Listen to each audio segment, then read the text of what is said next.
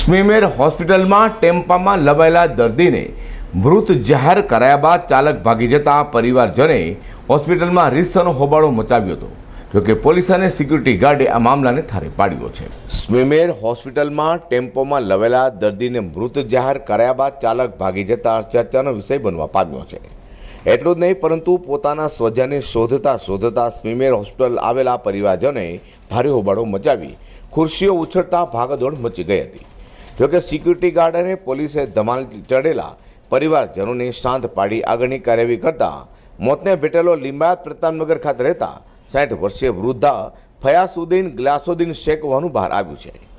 સ્મીમેરના ડોક્ટરે જણાવ્યું હતું કે ફયાસુદ્દીને ઇજાગ્રસ્ત હાલતમાં લવાયો હતો, જે ઇમરજન્સી વિભાગના ડોક્ટરે તેને મૃત જાહેર કરી લાવના ટેમ્પો ચાલકને શોધી રહ્યો હતો.